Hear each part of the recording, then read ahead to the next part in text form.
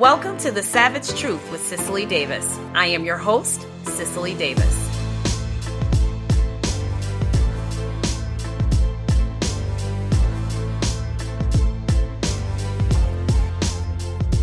The Puppet Master's newest move in the race exploitive game, a Princeton anti-capitalist class, teaches on the premise that Black people should be considered handicapped due to systemic racism. God Almighty help us. Will the Black community finally cut the puppet strings or continue in this abusive relationship? Well, that remains to be seen, but we should talk about it, and we should do it now on The Savage Truth with Cicely Davis.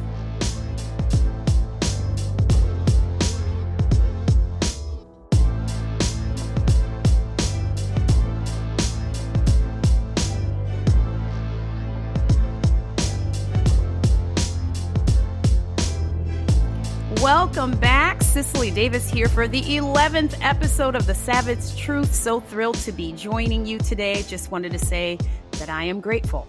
I appreciate you, and I hold the Horowitz Freedom Center and Front Page in high regard. Yes, of course, for giving me the opportunity for a platform, but most significantly for being absolutely fearless and savage in their mission and their efforts and their pursuits to preserve this exceptional nation. As always, please like, subscribe, share, and leave a positive review on Spotify, on YouTube, and or Apple Podcasts as we get into this week's look into yet another failure in academia. It never ends. Yes, you heard me correctly, folks, that a Princeton University class curriculum slated for the upcoming fall semester claims that Black people can be considered disabled due to the alleged systemic racism they face. Now, this is an anti-capitalist class. A professor who specializes in women, gender, and sexuality studies bases the teaching and the asinine notion primarily from the featured book entitled Permission to Maim by Jasbir Puar. Now, the book argues that Black people, along with other groups like Black Lives Matter, were and are deemed to be oppressed by systemic racism and can be considered disabled since the supposed structures in place limit their agency in society.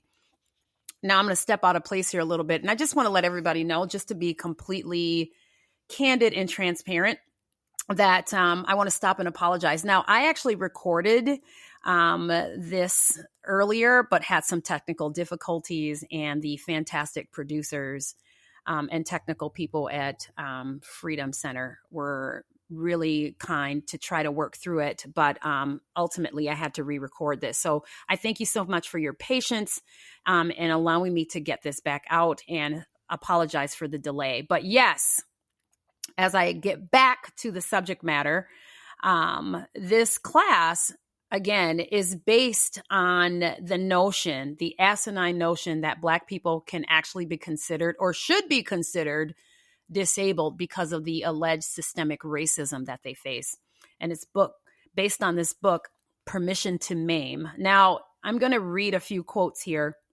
And there's a lot of just nonsense that I read through here, some excerpts, but just very, I'm going to pick out a few here. Let me read this to you. So I quote, "Black Lives Matter and the struggle to end the Israeli occupation of Palestine are not only movements allied with disability rights, nor are they only distinct disability justice issues. Rather, I am motivated to think of these fierce organizing practices collectively as a disability justice movement itself, as a movement that is demanding an end to so many conditions of precaritization that debilitate many populations. These movements may not represent the most appealing or desired versions of disability pride, but they are movements anchored, in fact, in the lived experiences of debilitation, implicitly contesting the right to maim, and imagining multiple futures where bodily capacities and abilities are embraced rather than weaponized." End of quote. Now, of course, there should be offense by the very fact that this class is even offered. What a waste of time and money. The fact that a professor, a professional, actually literally wants to present a class on this entire notion.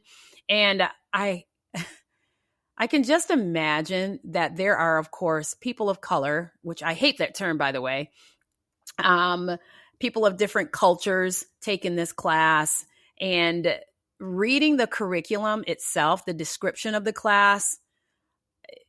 I can't imagine someone not taking offense and literally just signing up just to sit and listen and just, I don't know, just flip this professor off. But this is basically what this class is all about. And you can actually read about that curriculum online, which I did do.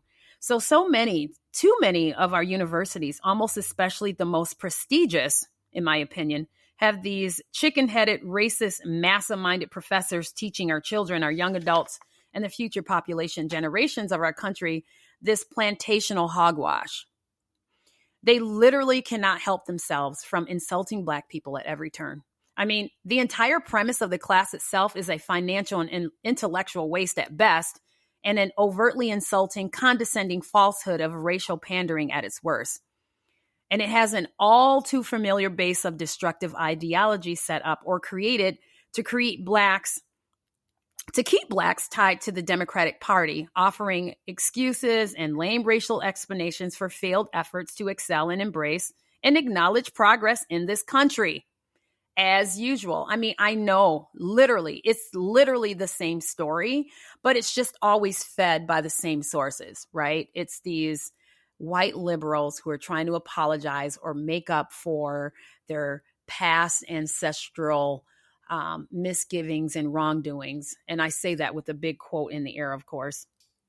What's always so difficult in these theories and these books, these agendas and these professors, these experts and ideologues is that as a Black citizen, you cannot hear any one of these without being insulted. You just simply can't. So this professor, this Miss Larson, is no different than an AOC or a Pete Buttigieg or a Nancy Pelosi or an Elizabeth Warren. I think what's difficult for Blacks to accept is that in that very same category of race-baiting poverty pimps are other members like Obama and a LeBron and a Al Sharpton and a Maxine Waters, a Stacey Abrams and a Raphael Warnock. Listen, I don't need to go in too deep to explain the depth of these insults. The overtly offensive stance of this author or this racist tone-deaf professor who I am sure is more than thrilled to instruct this class in order to further insult and brainwash students. I mean, that's clear. You know, I need to state this. This is important. And I know you've heard it from several people, but I don't know that I've necessarily said it. So let me go on record to say it. It is not easy being a Black conservative in America. It is not easy being a Black conservative in America. It's not easy. Taking the hits, taking the insults, the betrayal, hearing and listening to the chatter, the name calling, etc. Because why? Because I've decided to think for myself, because I've decided to weigh the facts and review data, because I've decided to embrace my individuality and my faith and my country and figure out how to be a productive, grateful, and contributing member of society. That, of course, renders me a coon and a bootlicker and a Black white supremacist and a shine and a spear chucker and a race traitor, self-loathing, right? I mean, it goes on and on and on. So no, folks, it's not easy, but someone has to stand up and someone has to speak out. And, you have to just make a decision to draw a line in the sand. So the racial pandering by this book and the formulation of this class and all other offensive ideologues like white fragility and the 1619 Project and critical race theory and diversity and inclusion initiatives pours out of the mindset and the view of the most racist, elitist individuals in the country. They report this way on CNN. You hear it on NBC and MSNBC, and they write books and they give speeches and they peddle fear. And it's not enough to lie and revise our history, right? They don't stop there. Like we see and hear in the 1619 Project and critical race theory, we're now handicapped. Black people are now handicapped. Too dumb, too black, too stupid, too oppressed to excel. Too dumb, too black, too stupid, too oppressed to prosper. Too black, too dumb, too stupid, too oppressed to succeed. Too black, too dumb, too stupid, too oppressed to have any hope of an excellent future unless the almighty, all-knowing elitist saviors extend their hands and pat our heads to pull us out. Now, here's the savage truth. Black people are culpable in this. Now, let me kind of set this up. I'm not saying that Black people are culpable because of the class. But what I'm saying is that if you have kind of set yourself up to receive the handouts and you haven't held people accountable for the insults, right? I mean, if you are a part of the group that has been a part of this cultural decline, right? And I mean, listen, in New York, the city that I was born in, right? In New York, Black people are responsible for 40% of arson, 60% of murders, and then like 52% of other like highly offensive crimes. Okay. This is ridiculous. 14% of the population in this country responsible for a tremendous amount of crime. So there is a cultural problem. Yes, Black people, I am saying it as a Black member of the culture. There is a culture problem. We have a culture problem. I'm calling it out. So, hey, they're culpable in this way. We're culpable in this way. Hey, and listen, take no offense if you're hearing this. I can fully understand what it's like to believe the lies. After all, I was a part of the monolith, true blue, no pun intended, true and blue to the core. I went along. I didn't question. I didn't challenge. I didn't research.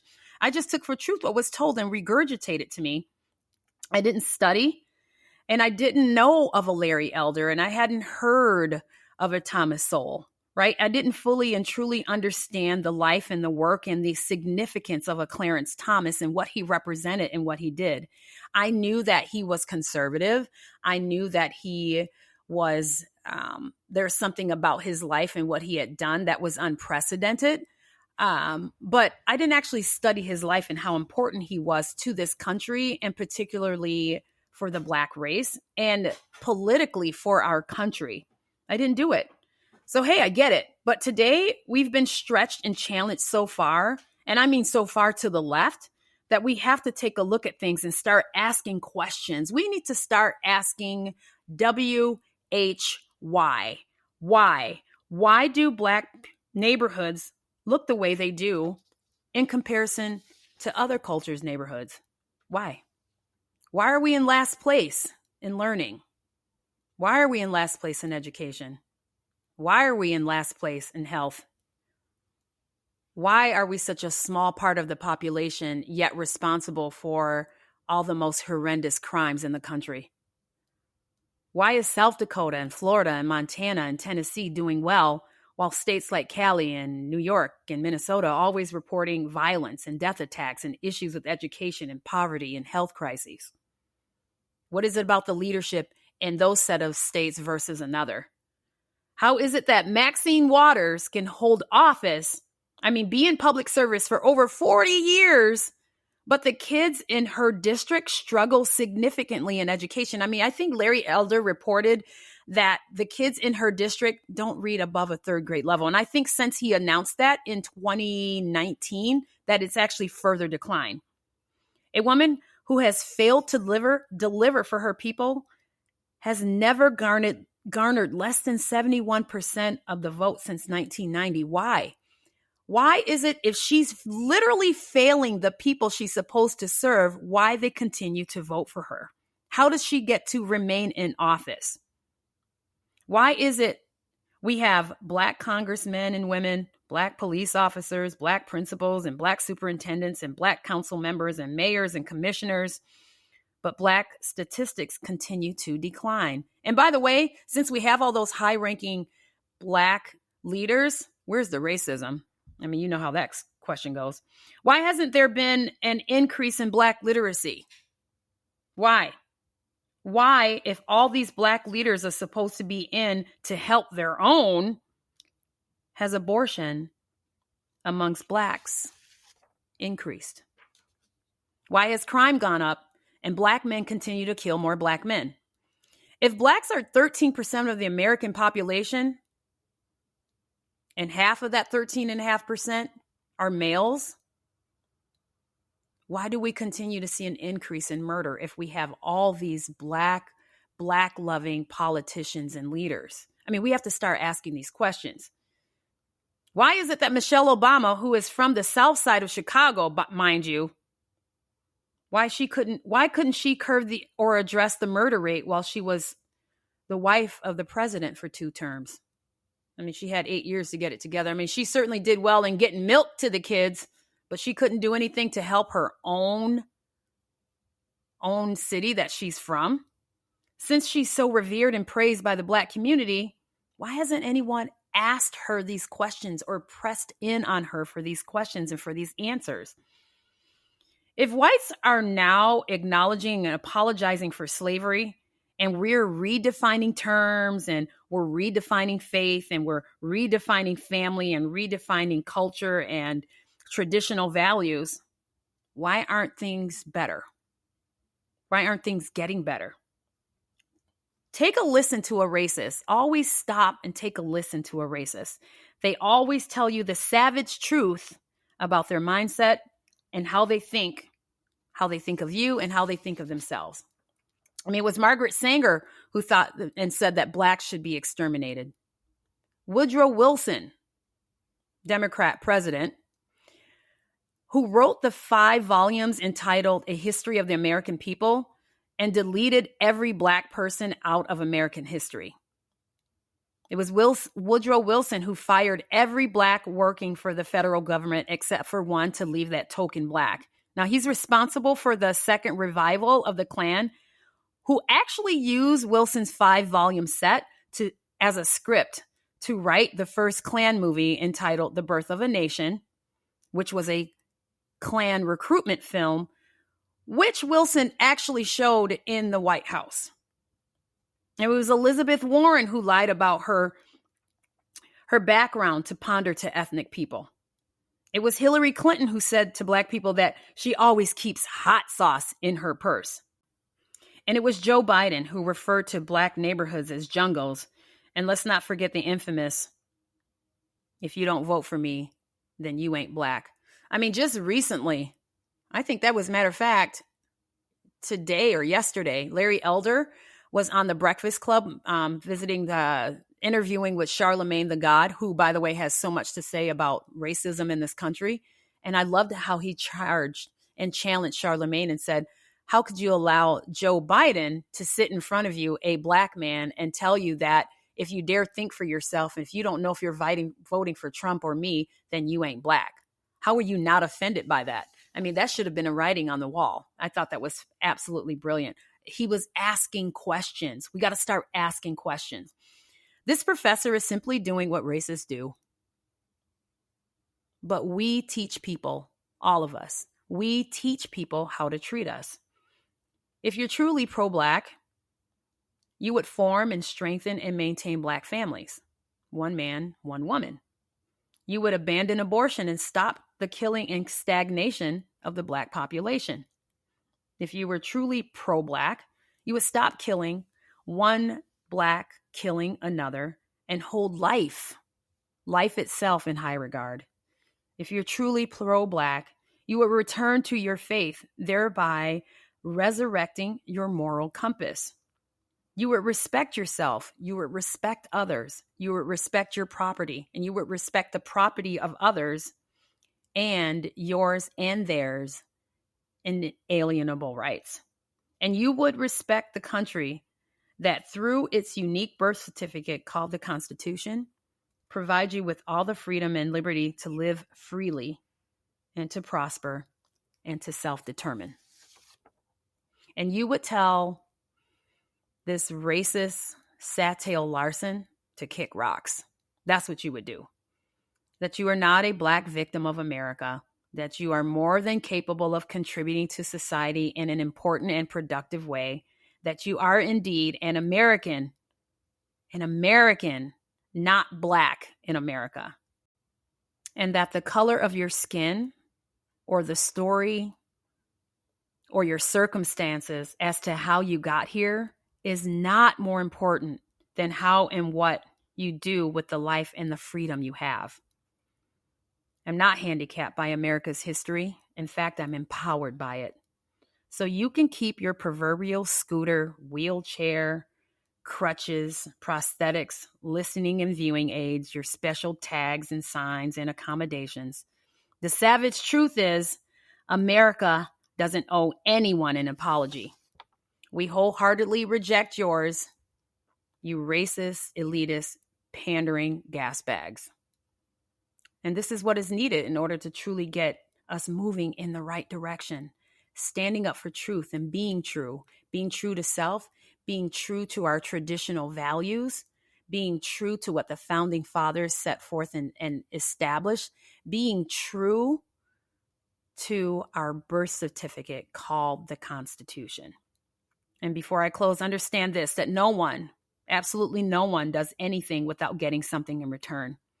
The media gets clicks and loyal supporters and viewers. Intellectuals and academia get to sell books.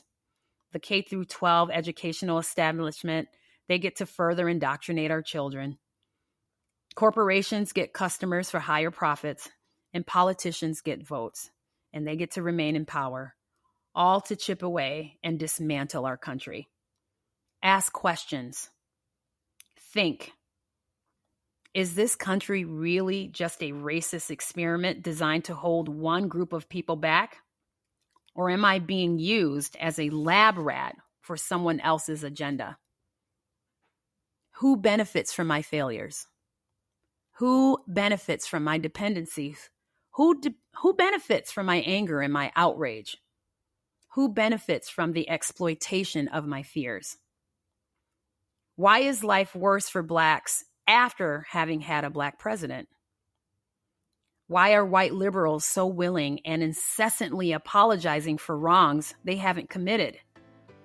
And why can't any of these Black liberal leaders get anything done to improve these vital statistics? I think if we stop and look and review and think, pause, get quiet and think, we will definitely arrive at a savage truth about this progressive agenda. Please like, please subscribe, please share, and leave a positive review. And with that, folks, I say as I always do, be strong, be brave, be faithful, be true. I'm Cicely Davis. Till next time. The Savage Truth with Cicely Davis is a production of Front Page Magazine and the David Horowitz Freedom Center. Reproduction of this podcast without express written consent is prohibited.